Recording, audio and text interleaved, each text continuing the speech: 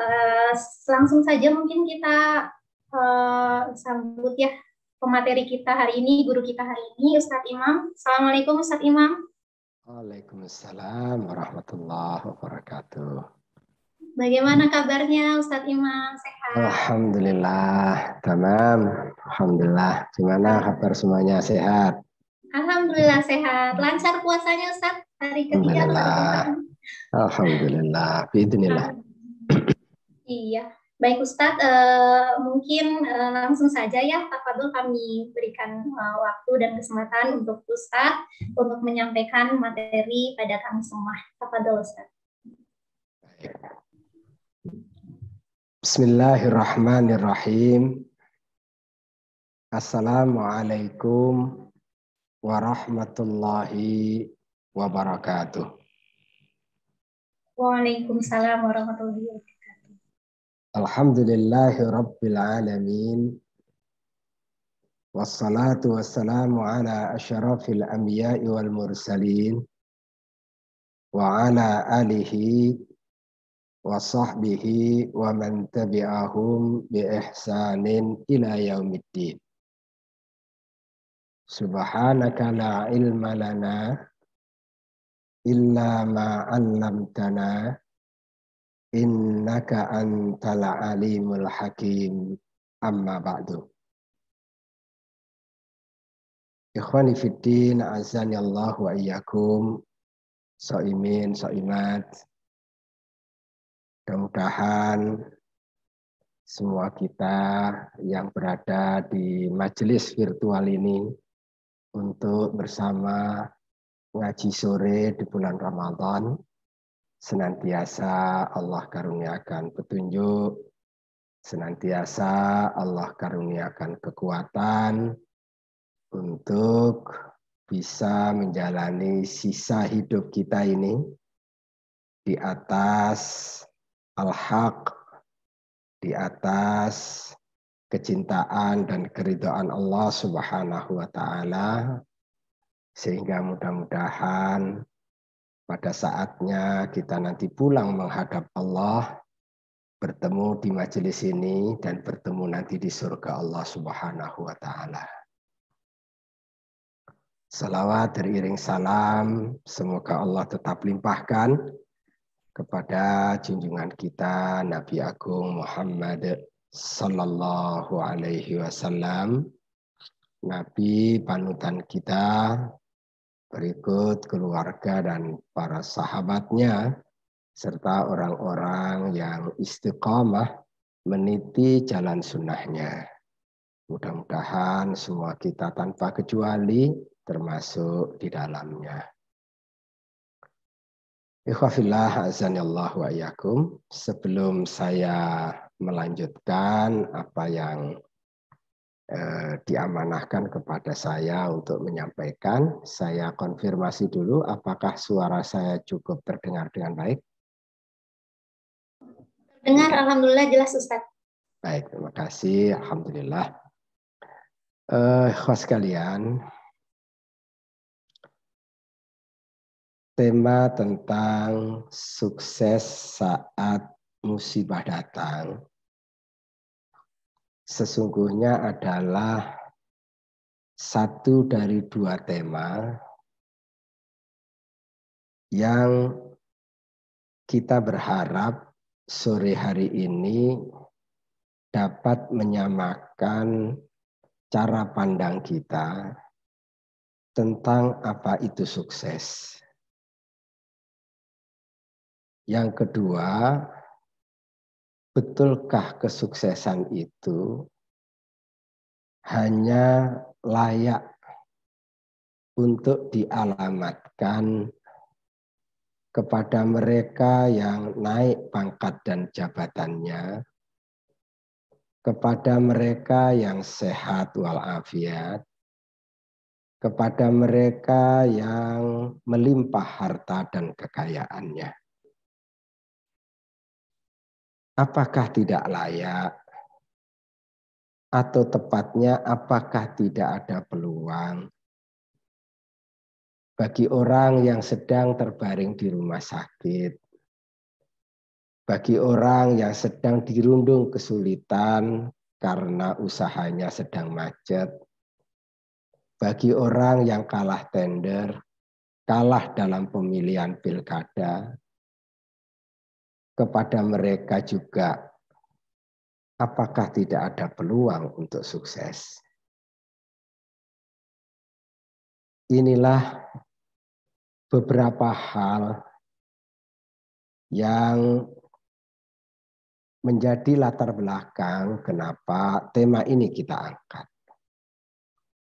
Selain tema sukses saat nikmat datang, juga bagus untuk kita angkat tema sukses saat musibah datang.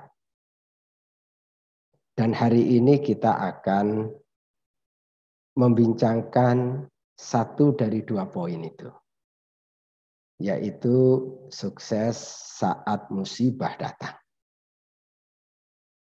Karena ikhwas sekalian, kalau kita renungkan secara baik, ayat-ayat Allah, sabda baginda Nabi, maupun penjelasan para ulama, bahwa naiknya pangkat dan jabatan seseorang, bertambahnya harta seseorang, sehatnya seseorang tidak selalu identik kesuksesan menyertai dalam hidupnya. Sebagaimana juga sulitnya ekonomi seseorang, sakit yang dideritanya, maupun turunnya seseorang dari jabatan tertentu, tidak pula identik dengan kegagalan, tidak pula identik dengan kekalahan. Maka oleh karena itu, menyamakan persepsi kita dengan petunjuk Al-Quran maupun Sunnah dan penjelasan dari para ulama merupakan sesuatu yang sangat penting. Karena setiap insan, setiap kita pastilah merindukan untuk meraih kesuksesan dalam menjalani hidup dan kehidupan ini. Karena itulah izinkan saya untuk mengajak kita bersama merenungkan beberapa ayat di dalam kitab suci Al-Quran, dan insya Allah saya akan share materinya ini melalui di majelis virtual ini. Mudah-mudahan menjadi bahan untuk kita renungkan bersama. Kita akan memulai terlebih dahulu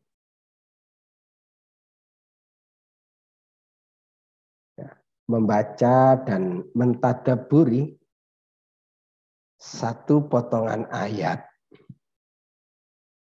di dalam ayat 185 dari surat Ali Imran. Di ayat 185 dari surat Ali Imran ini ada 4 pandangan. 4 pandangan akidah terkait dengan kematian dan kehidupan. Satu dari 4 itu adalah bahwa hakikatul fauz huwal fauzu bil jannah. Sesungguh-sungguhnya kesuksesan itu, hakikat dari keberhasilan itu, kemenangan itu, kesuksesan itu adalah sukses nanti di yaumil qiyamah. Ini didasarkan atas apa yang disebutkan oleh Allah di dalam potongan ayat 185 dari surat Ali Imran. Ketika Allah Subhanahu wa taala berfirman, "Faman zuhziha 'anil nar wa udkhilal jannata faqad faz." Maka barang siapa orang yang zuhziha, dijauhkan dia, anin nari, dari jilatan api neraka, wa udkhila, dan dimasukkan dia al jannata, ke dalam surga, faqad faz, maka itulah keberuntungan, faqad faz, maka itulah kesuksesan, faqad faz, maka itulah kemenangan.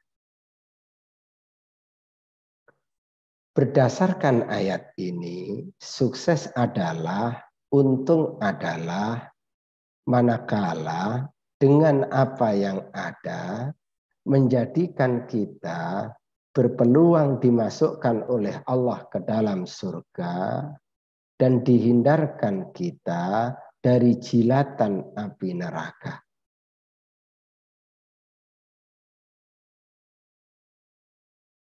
Ikhwafillah, ukuran yang seperti ini adalah ukuran yang adil, ukuran yang berorientasi menjadi ukuran di dunia ini maupun juga ukuran di akhirat kelak kemudian hari. Karena berbicara tentang hidup, ada hidup di dunia, ada hidup di akhirat. Kalau sukses itu kita harapkan hadir dalam hidup kita, maka kita memaknai hadir dalam hidup kita itu maksudnya adalah hadir di kehidupan kita di dunia maupun hadir di kehidupan kita nanti di akhirat.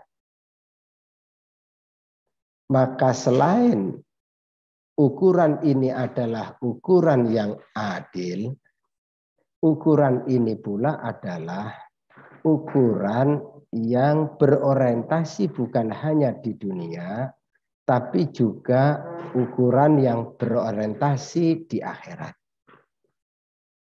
Kemudian yang ketiga, ukuran sukses yang seperti ini adalah ukuran yang sesuai dengan realita kehidupan umat manusia. Karena itulah maka ukuran ini, ukuran yang dipandu oleh firman ilahi, dan inilah yang harus menjadi pegangan kita. Kos sekalian, ya, ketika kita sebutkan bahwa ukuran ini adalah ukuran yang sesuai dengan kehidupan umat manusia, ini berkait dengan surat Al-Muluk ayat yang kedua. Surat Al-Muluk ayat yang kedua, insya Allah semua kita hafal. Ketika Allah menyebutkan Tabarakalladzi biyadihil mulku wa huwa ala kulli syai'in qadir. Ayat 1. Ayat yang keduanya adalah Alladzi khalaqal mauta wal hayata liyabluwakum ayyukum ahsanu amala wa huwal azizul ghafur. Alladzi, dialah zat Allah yang khalaqa, telah menciptakan al-mauta, mati, wal hayata, dan hidup. Mati dan hidup itu diciptakan oleh Allah liyabluwakum, untuk menguji kalian. Hidup ini adalah ujian.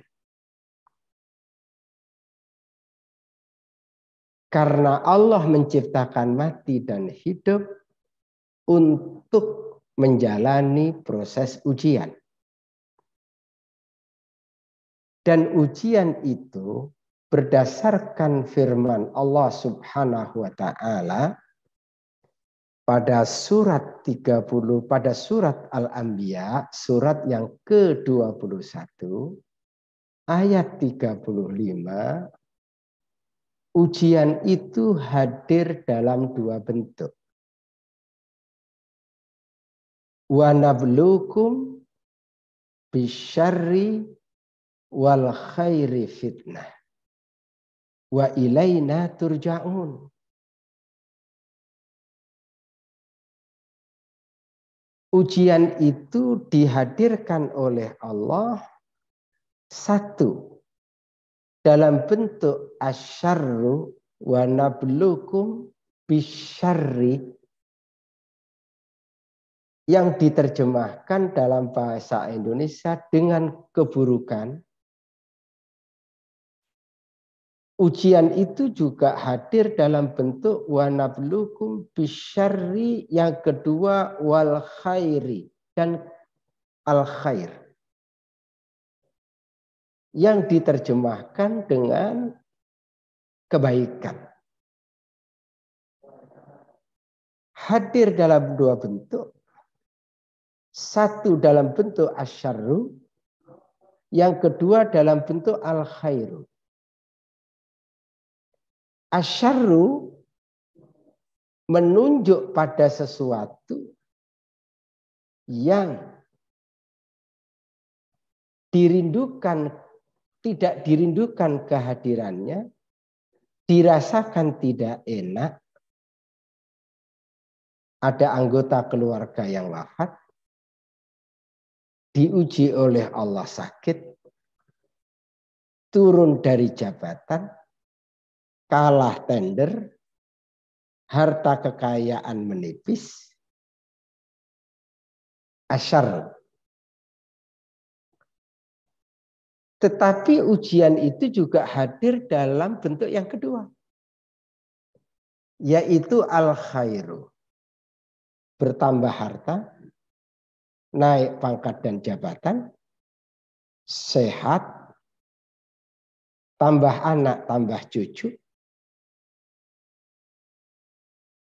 dirindukan kehadirannya, dirasakan enak, itulah al-khair.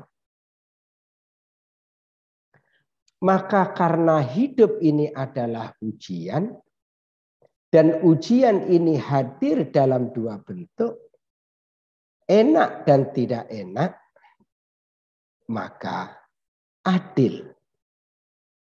Jika peluang sukses Allah buka seluas-luasnya, baik kepada mereka yang sedang diuji dengan yang tidak enak, maupun kepada mereka yang sedang Allah uji dengan yang enak. Peluang sukses ada pada orang kaya, peluang sukses ada pada orang miskin. Peluang sukses ada pada orang sehat, peluang sukses ada pada orang sakit. Peluang sukses ada pada yang sedang menaiki jabatan tertentu, peluang sukses pula ada pada orang yang sedang turun dari jabatan. Maka oleh karena itu, sukses itu sesungguhnya adalah hadir dalam situasi, dalam kondisi yang berbeda itu. Persoalannya adalah seringkali kita merasa sedang diuji oleh Allah kalau yang datang itu yang tidak enak. Seringkali manusia sedang merasa tidak diuji oleh Allah kalau yang datang itu yang enak. Orang kadang-kadang merasa sedang tidak diuji kalau yang datang sehat. Kalau sakit datang, dia merasa diuji. Dia sering merasa tidak diuji oleh Allah kalau yang datang itu adalah naiknya pangkat dan jabatan, harta yang melimpah ruah.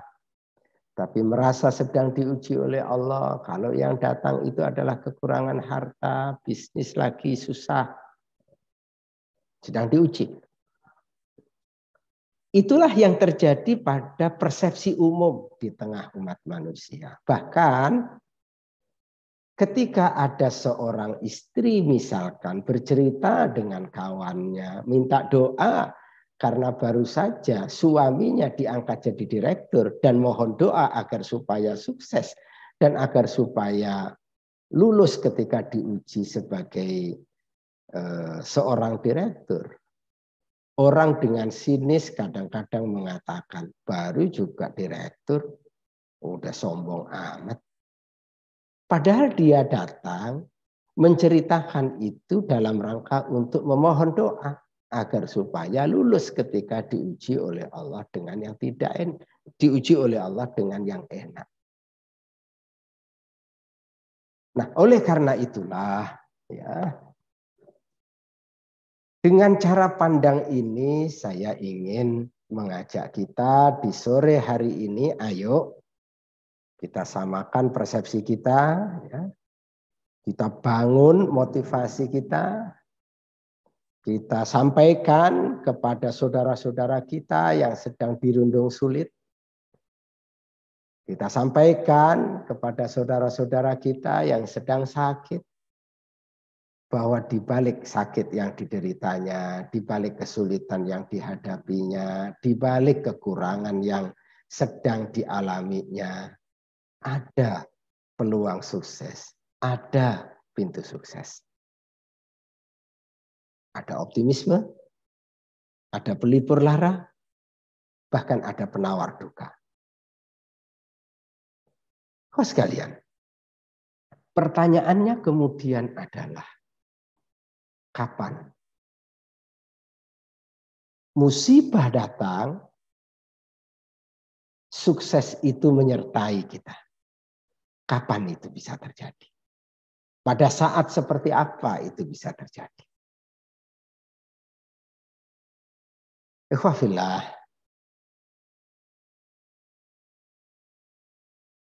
itu semuanya bisa terjadi. Jawab singkatnya adalah manakala dengan sakit yang kita alami, yang kita derita, dengan kesulitan yang sedang kita alami, menjadikan kita lebih berpeluang dimasukkan oleh Allah ke dalam surga, dihapuskan dosa-dosa, dihindarkan dari jilatan api neraka, maka sesungguhnya dengan kesulitan yang tengah kita hadapi, dengan sakit yang sedang kita derita, itu adalah ada kesuksesan. Ini ukurannya.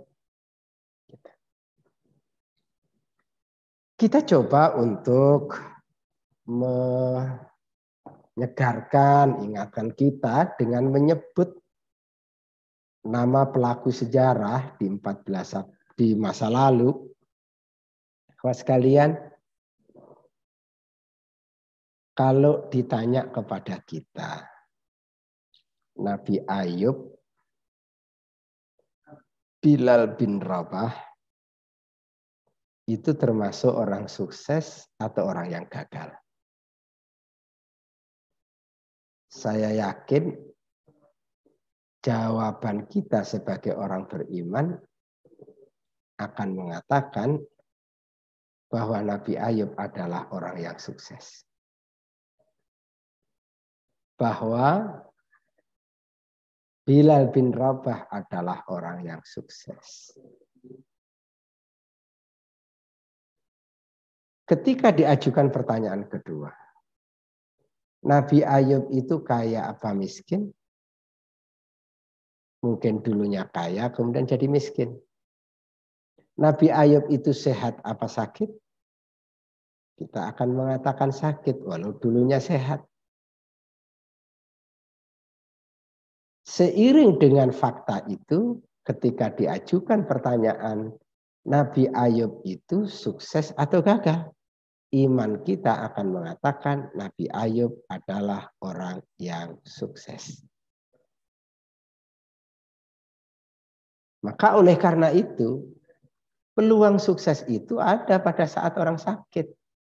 Dan kalau kita ditanya, kenapa Anda katakan Nabi Ayub itu adalah Nabi yang sukses?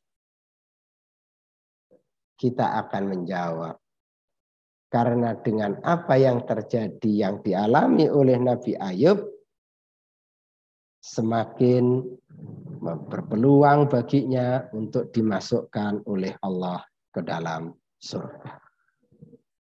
Ini dia, dihindarkan oleh Allah dari jilatan api neraka. Saya kira itu yang penting untuk kita bisa menegaskan itu. Pas kalian.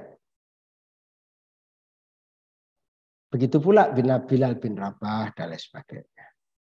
Nah, saya pernah bincang sama seorang dokter spesialis ya.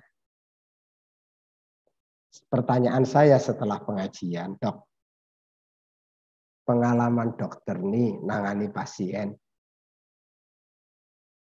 Kalau pasien itu sakit, tapi sekaligus pasien itu menolak, memberontak, tidak menerima kalau dirinya sakit. Dengan dokter ngadepin pasien. Pasien itu sakit yang sama. Tapi pasien ini ya, memiliki keyakinan kuat bahwa sakit ini datangnya dari Allah. Tidak ada lain kecuali saya harus terima takdir ini dengan tidak ada penolakan pada diri. Dan saya akan berjuang menghadapi sakit ini dengan sebaik-baiknya. Itu kalau ada pasien seperti itu, dua pasien yang berbeda, bagaimana tanggapan dokter? Sebagaimana yang kita duga ya, dokter itu pasti akan menjawab. Ya, sangat mudah menghadapi pasien yang menerima kenyataan. Bahkan ada dokter mengatakan, pasien mau menerima kenyataan bahwa dirinya sakit saja, itu sudah separuh dari pengobatan. Karena sakit fisik itu tidak bisa dipisahkan dengan sakit hati. Sakit hati akan berdampak pada sakit fisik. Baik, sekalian. Kita coba untuk lanjutkan ya. Kita coba untuk lanjutkan kepada slide ini ya, kita lihat ya.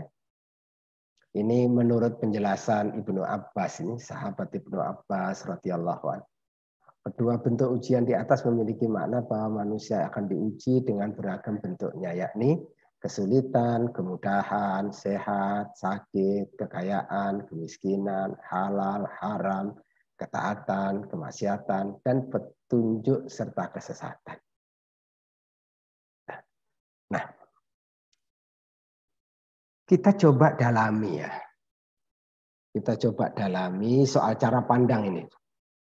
Kita coba dalami. Sufyan Ats-Tsauri rahimahullah, ulama ternama, bahkan lebih jauh, ini kelasnya udah kelas tinggi. Beliau itu sampai menyatakan begini.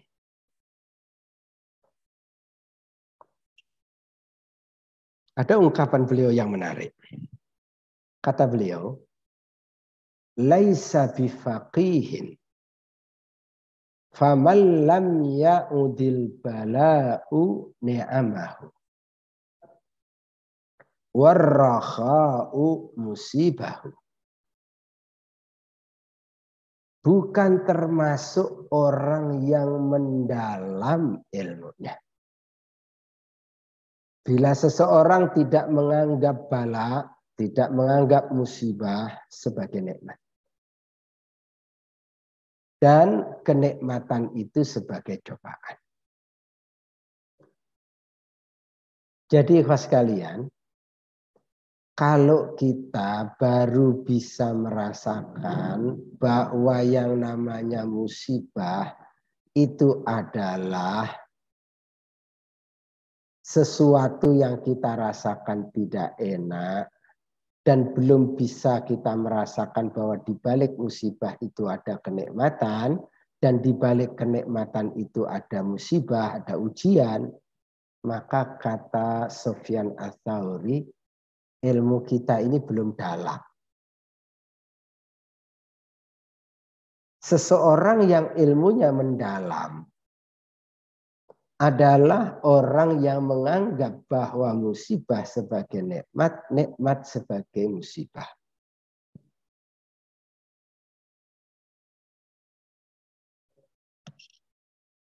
Ya. Itu kata sahabat, kata ulama ternama Sufyan Ats-Tsauri. Maka senada dengan ini ya, bukan senada, yang menjadi spirit dari ini ya. Ketika kita menengok orang sakit, maka Rasulullah Shallallahu Alaihi Wasallam mengajarkan kepada kita doa yang paling pendek ketika kita menjenguk orang sakit. Dan doa itu adalah membalikkan cara pandang. Ketika kita menengok orang sakit, kita dianjurkan untuk berdoa, untuk menyampaikan doa, la ba'sa, tidak mengapa. Udah, nggak apa-apa, la ba'sa. Tohur insya Allah. Bersih insya Allah. Maksudnya dengan dosa-dosa yang dilakukan itu, mudah-mudahan membersihkan dirinya. Dengan ujian yang terjadi itu mudah-mudahan membersihkan dirinya dari segala bentuk dosa. Maka kalau musibah itu dipandang sebagai satu nikmat, maka disitulah sebenarnya kekuatan itu. Kuat ya. Dan ini adalah merupakan keharusan bagi kita untuk bagaimana kemudian kita ini bisa memiliki pandangan. Bukan pandangan pada umumnya, tapi pandangan yang sudah pandangan yang dibangun di atas cara pandang yang benar terhadap dunia ini maupun akhirat. Maka kemudian nanti akan melahirkan cara pandang. Baik, sekalian, ya. Saya mungkin agak lompat dulu ya. Oke. Tadi saya juga menyebutkan bahwa definisi sebagaimana disebutkan pada ayat 185 dari surat Ali Imran itu definisi yang orientasi jauh ke depan. Yaitu berorientasi yang punya ukurannya langsung. Kira-kira mengantarkan ke surga apa ke neraka gitu. Ukurannya ukuran yang jauh. Mengantarkan ke surga apa ke neraka? Itu pertanyaan penting. Dengan sakit yang dideritanya mengantarkan kita ke surga apa ke neraka? Saya yakin orang beriman jawabannya adalah dengan sakit yang saya derita, saya berharap cemas kiranya menghapuskan dosa-dosa saya. Kalau itu, ya sudah diterima takdir ini. Diterima dengan baik takdir itu. Karena hanya akan mengantarkan seseorang menuju ke surga, terhindar dari jilatan api neraka. Kalau dengan sakit banyak dosa, kan bebannya semakin berkurang pada saat nanti menghadap Allah Subhanahu wa taala. Jadi ada pandangan positif, ada ijabiyatur ru'yah. Ada pandangan yang positif. Baik, Mas kalian.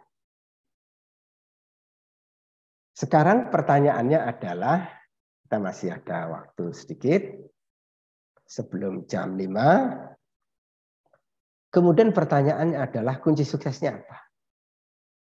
Oke, kalau kemudian bahwa di balik musibah itu ada kesuksesan, gitu.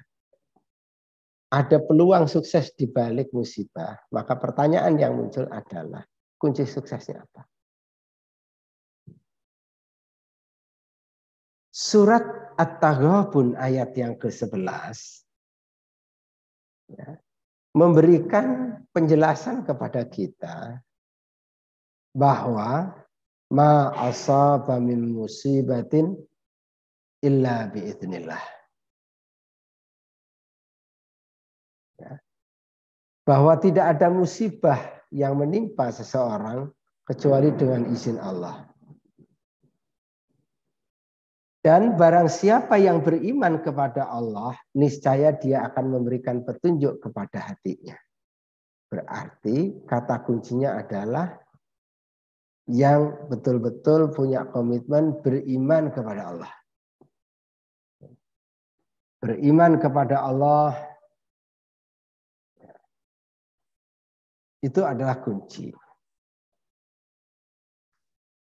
Itulah surat At-Taghabun. Maka oleh karena itu, ya, ketika kemudian kita didatangkan kepada kita musibah, Allah karuniakan kepada kita musibah, kita dianjurkan untuk ya, melafadzkan, menzikirkan, misalkan istighfar, sayyidul istighfar, ataupun yang lainnya.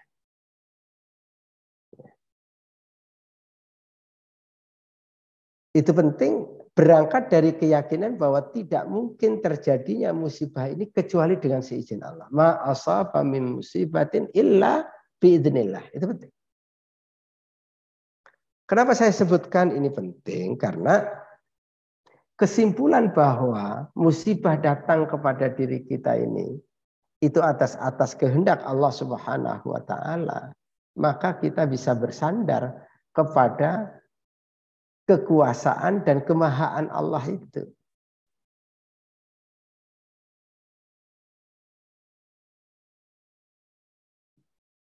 Maka kita yakin bahwa tidak ada sesuatu itu terjadi kecuali dengan seizin Allah. Ini boleh secara akidah Ahlus Sunnah wal Jamaah kita menyandarkan ya, keyakinan kita kepada prinsip akidah Ahlus Sunnah wal Jamaah. Bahwa seseorang itu datang tanpa kecuali dengan seizin Allah.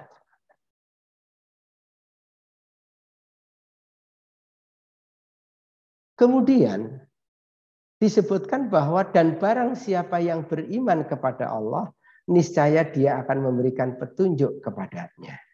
Ini benar.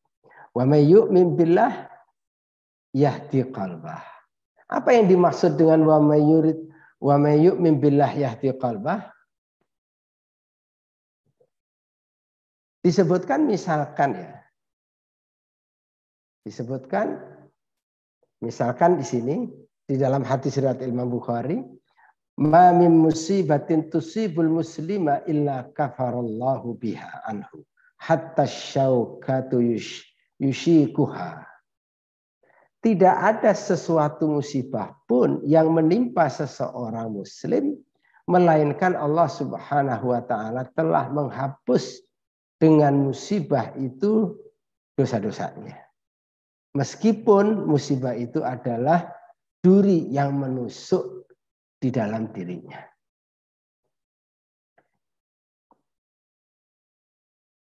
Maka oleh karena itu ya, Bapak sekalian, meyakini bahwa musibah ini datang dari Allah Jalla Jalaluh itu penting. Kemudian ya,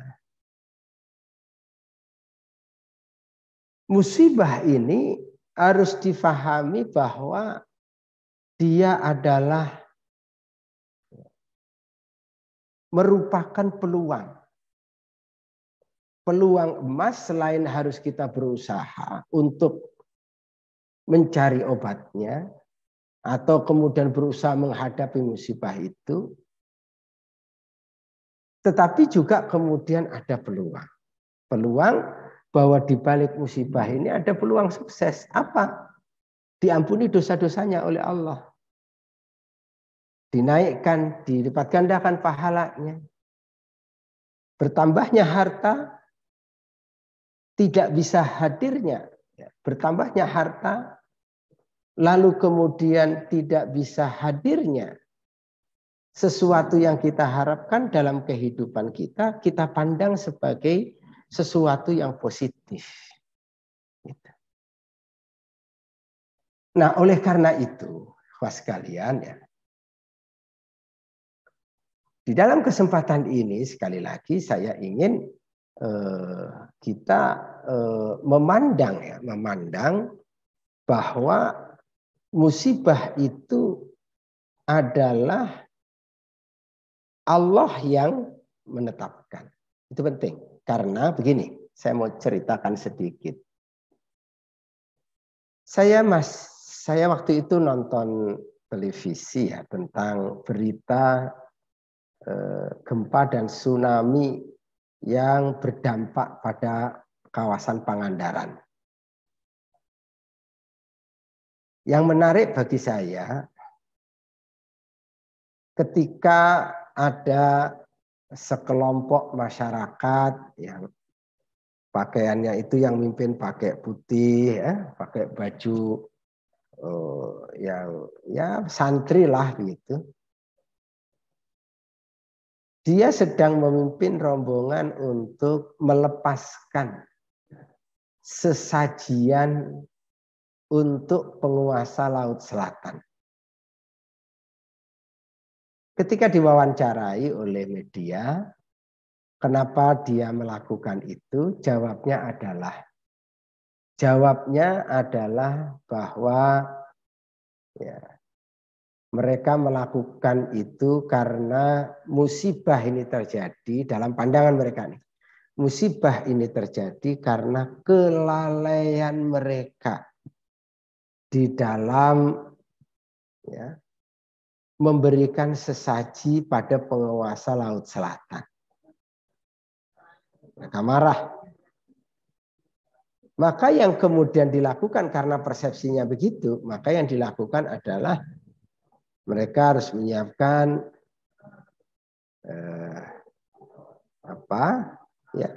menyiapkan segala sesuatu dari makanan apa yang dia cintai untuk dipersembahkan, dilepas di Laut Selatan, dipersembahkan dengan harapan nanti tidak lagi ada malapetaka, tidak lagi kemudian terjadi sesuatu di kawasan itu.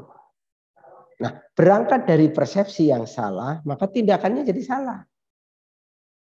Maka ma'asaba min musibatin illa biidznillah, ini harus mengembalikan bahwa musibah ini terjadi tidak mungkin kecuali karena kehendak dan pertolongan dari Allah Subhanahu wa taala. Maka setelah itu nanti mohon pertolongannya kepada Allah. Mohon pertolongannya kepada Allah Subhanahu wa taala. Dengan demikian, Bapak sekalian, ya, ketika musibah itu lalu kemudian dipandang bahwa ini datangnya dari Allah SWT dan kemudian kita harus bekerja keras untuk berikhtiar menghadapi itu semuanya dengan tetap berpegang teguh ya, kepada dinul Islam dan kemudian kita kita kokohkan itu semuanya, seringkali kemudian tidak ketemu dengan yang misalkan ya. Misalkan dia menunggu kehadiran orang tertentu karena dia ingin tabarrukan. Misalkan ingin mencari berkah dengan bermacam-macam begitu. Tetapi intinya kemudian adalah bahwa terpalingkan dia. Dia terpaling bahwa semuanya itu datang karena misalkan karena nggak ada saya. Ini juga harus mempengaruhi dalam misalkan seseorang bermusyawarah untuk menentukan satu bisnis, ditetapkan bahwa hari Senin buka. Betul-betul yang hadir mensepakati hari Senin buka. Tapi ternyata kemudian tidak bisa. Ya. Hasilnya kemudian menjadi sesuatu yang tidak sesuai yang diinginkan. Nah pada saat seperti itu suka kadang-kadang godaan. Coba kalau kemarin menurut pendapat saya, ngikutin pendapat saya, begini-begini.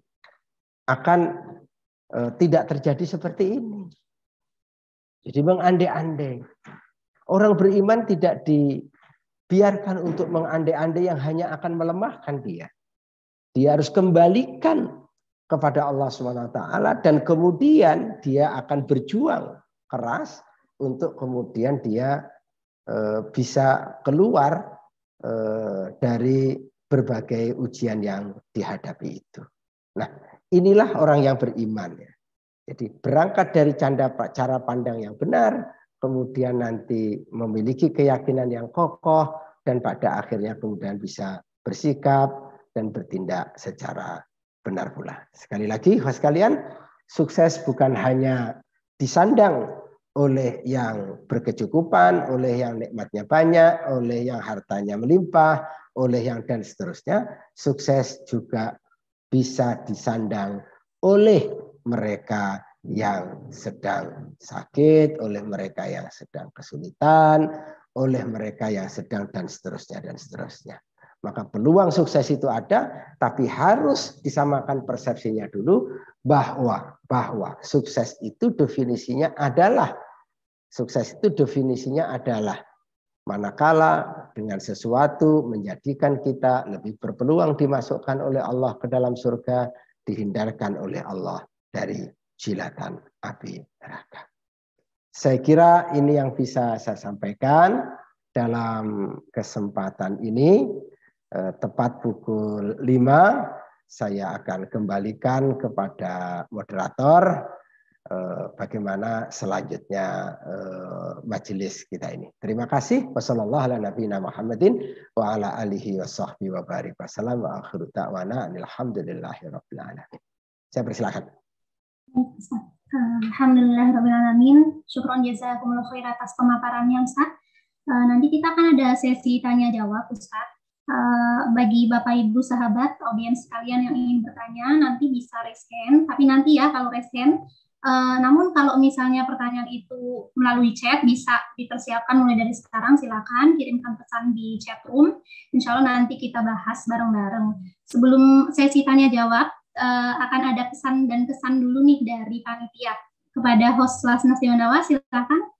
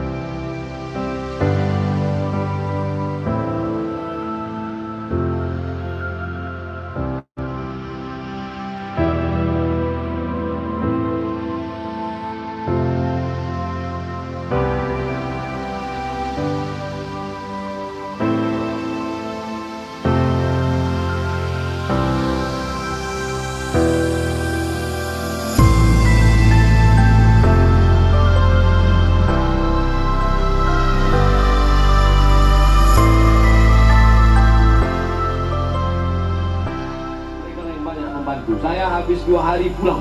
Mereka tinggal di dalam pedalaman sana. Bayangkan, 5 jam dari sini darat, 7 jam sampai ke dalam, mereka tinggal di dalam. Kita doakan mereka istiqomah insya Allah. Kita lepas mereka dengan bismillah. Allahu Akbar. Allahu Akbar. Allahu Akbar. Jarak yang ditempuh ke pedalaman Dusun Ngoyo lebih kurang 60 kilo atau dalam waktu 7 jam. Dan perjalanan itu sangat mengesankan. Di sana terdapat banyak lumpur-lumpur, becek, dan banyak juga batu-batu yang ada di jalan di sana. Pernah terjadi pembunuhan di tetangga kampung, namun mereka tetap semangat dalam belajar di sini. Barang-barang kita sering hilang, terutama kita waktu jemur gitu. Di sarung 6 tinggal 1. Mereka sudah mulai ceria ya, sudah mulai ngaji, sudah mulai ketawa-ketawa, bahkan mulai semangat kembali insya Allah. Pada tahun 86 kita buat Yayasan Al-Ma'hadul Islami, pesantren pertanian ini, atas restu Allah Yarham Muhammad Natsir, Ketua Dewan Dakwah Pusat. Ketika anak-anak belajar, yaitu nggak ada lampu dan susah untuk beli buku dan alat tulis lainnya, kemudian yaitu sinyal untuk komunikasi yaitu juga nggak ada di sini. Waktu saya datang ke sini itu saya harus berjalan kaki sekitar paling sedikit 12 kilo. Selokan ada di tengah jalan yang harus kita lewati setiap hari kadang dalam mengajar atau mengisi taklim.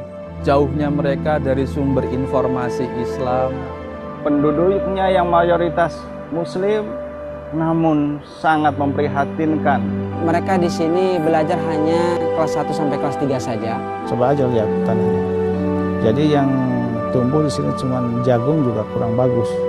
Dan yang bisa bayangkan sayur 5 hari itu kan dari pertama mungkin di Mogiri sudah agak kering, terus hari pertama dipanggang semakin kering, hari keempat, kelima apalagi. Cuma walaupun Cigelis yang namanya Ci itu air, ketika terjadi kemarau itu susah air juga. Bahkan masyarakat situ pun kalau mencari air 15 kilo, 10 kilo sampai 15 kilo ke bendungan Karangates. Saya tidak mandi selama 1 minggu gitu. Jadi memang dikarenakan di sini itu airnya itu langka dan memang mahal. Memikirkan bagaimana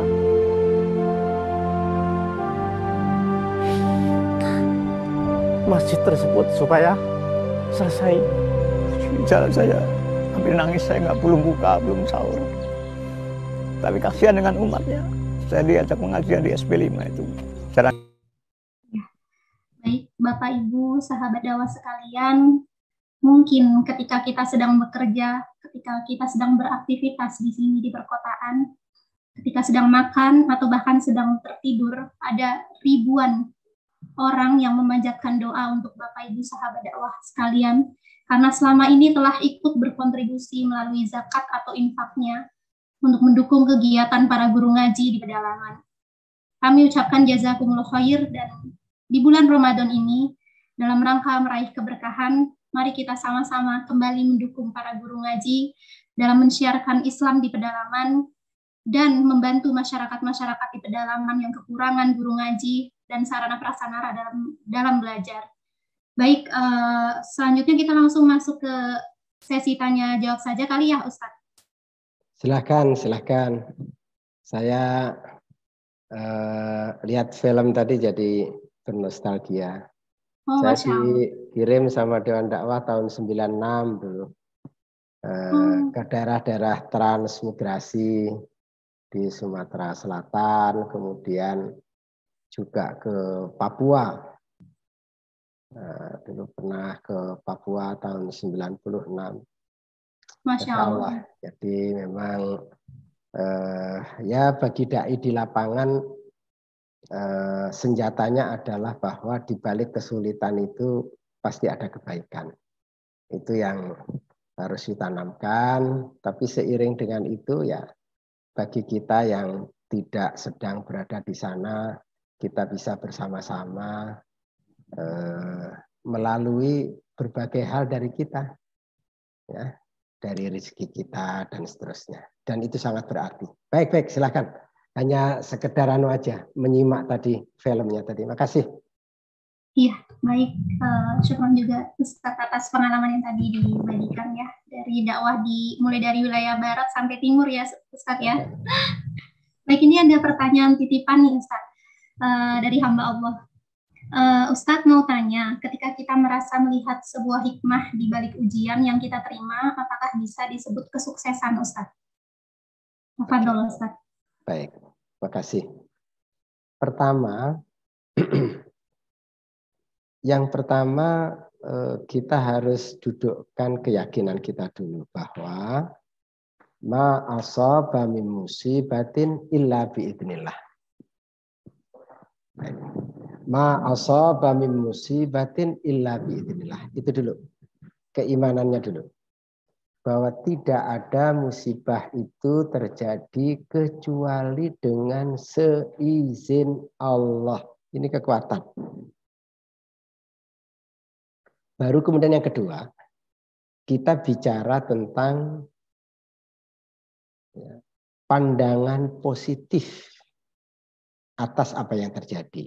Dengan mengatakan mudah-mudahan ada hikmah di balik ini semuanya. Nah, itu kemudian. Itu kemudian kita punya pandangan seperti itu. Nah, apa cukup sampai di situ?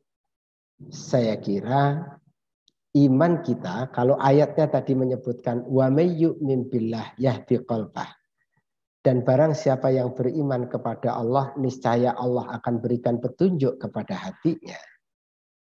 Iman itu tentu bukan hanya apa yang kita yakini, tetapi juga apa yang keluar dari lisan kita dan apa yang kita lakukan dengan perbuatan kita.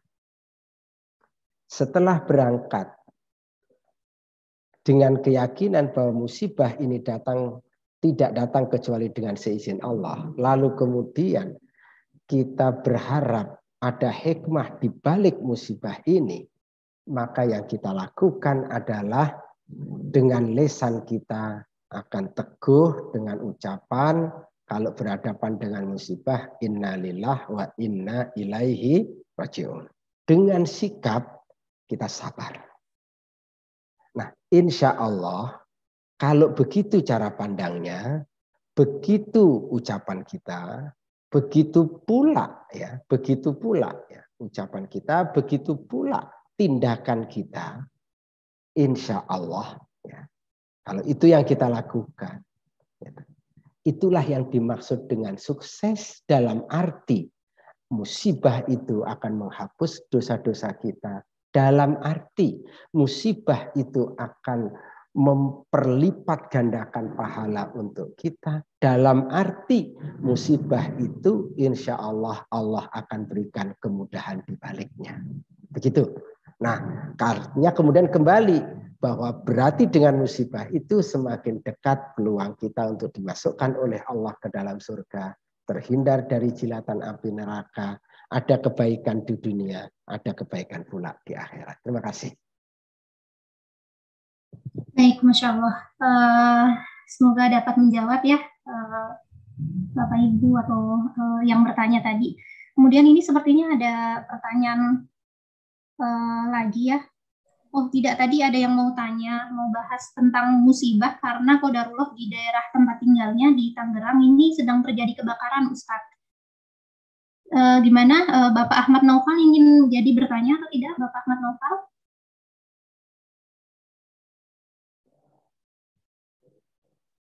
Sepertinya tidak tersambung. Terhadap musibah yang terjadi, tadi walaupun selintas, dan ini menjadi contoh konkret bagaimana kita mengamalkan pengajian sore hari ini. Sekali lagi, ya, ucapan innalillah wa inna ilaihi raji'un yang kita ucapkan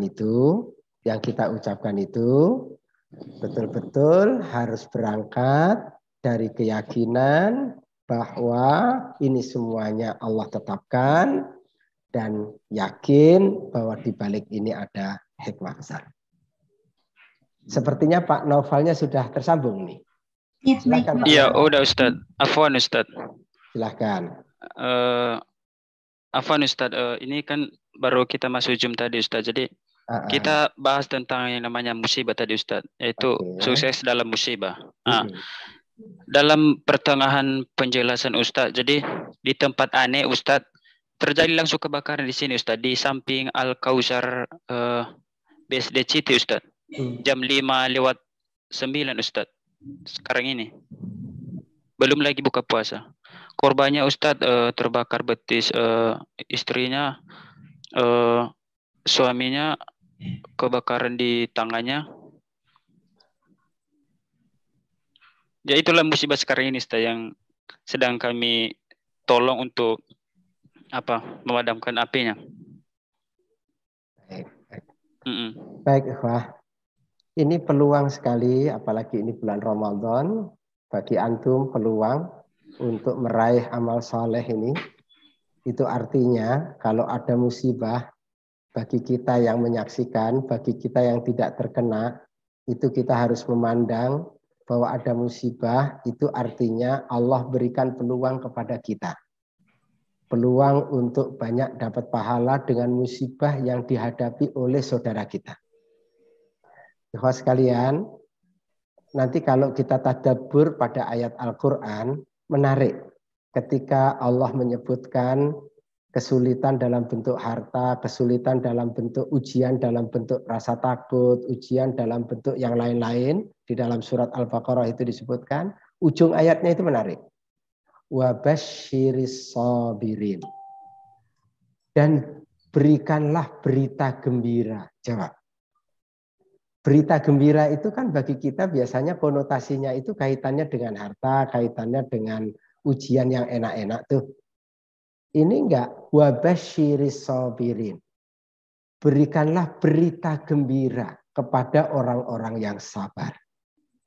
Jadi, orang yang berhadapan dengan musibah dan kemudian dia sabar menghadapinya, itu layak kepadanya disampaikan berita gembira. Kenapa kok berita gembira?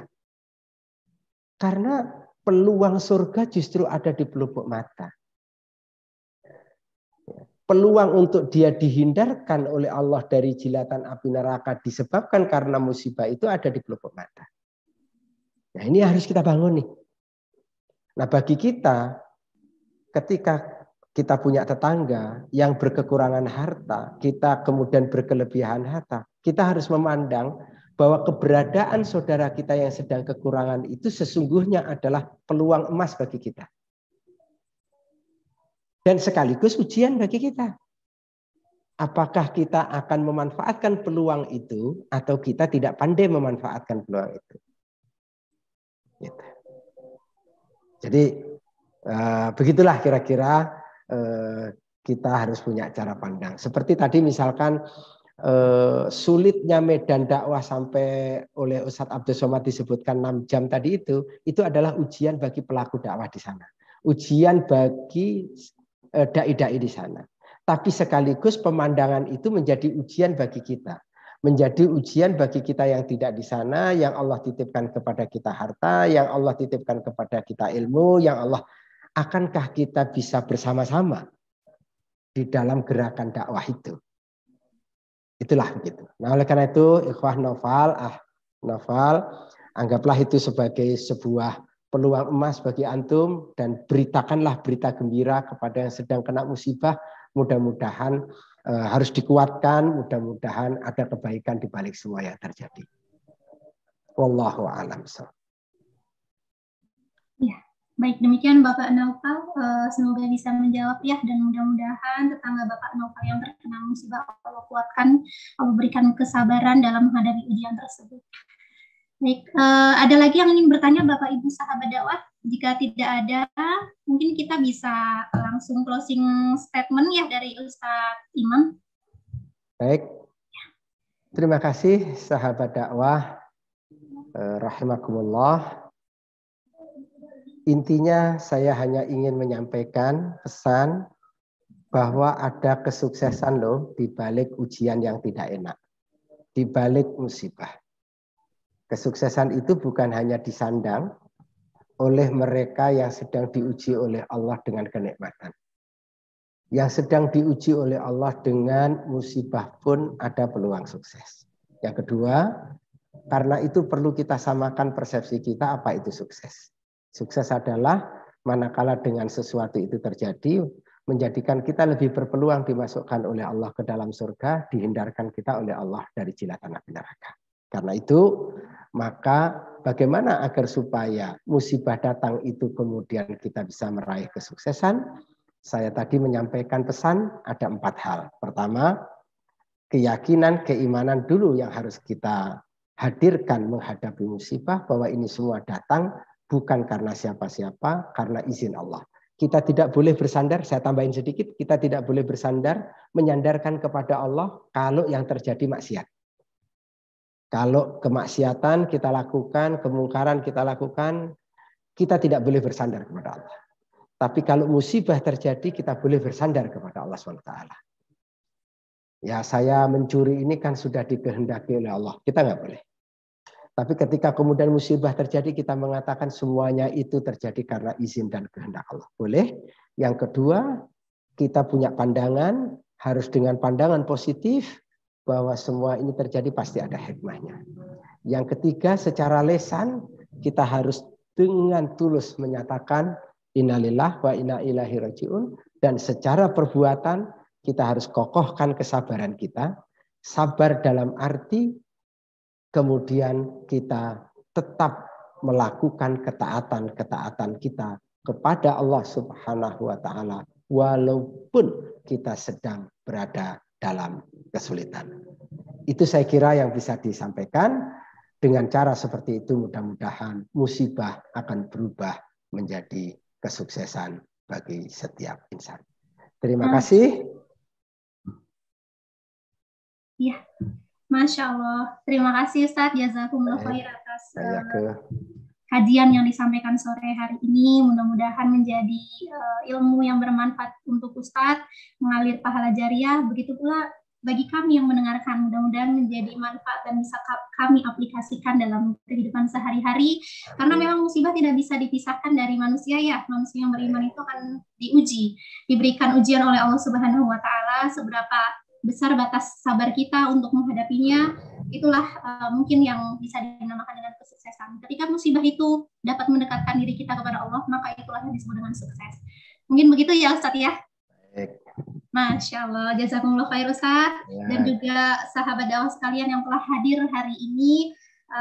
Mudah-mudahan kita esok bisa berjumpa lagi dalam acara kajian-kajian berikutnya, dan menginformasikan juga, insya Allah besok pagi jam 8 kita akan ada kajian bersama dengan Ustadz Abdul Somad, membahas tentang kunci bagaimana cara meraih keberkahan dalam bulan Ramadan ini.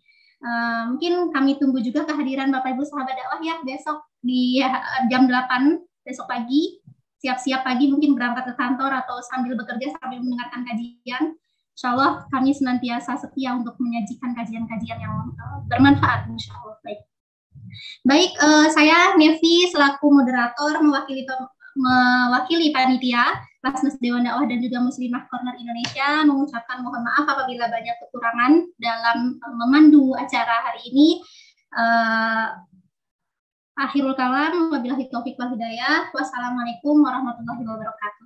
Waalaikumsalam warahmatullahi wabarakatuh. Saya pamit ya Mbak Nevi ya, dan semuanya. Ya, assalamualaikum. Waalaikumsalam warahmatullahi wabarakatuh. Syukran Ustaz. Waalaikumsalam. Syukran Ustaz. Insyaallah. Barokah insyaallah. Amin. Selamat menunggu berbuka puasa.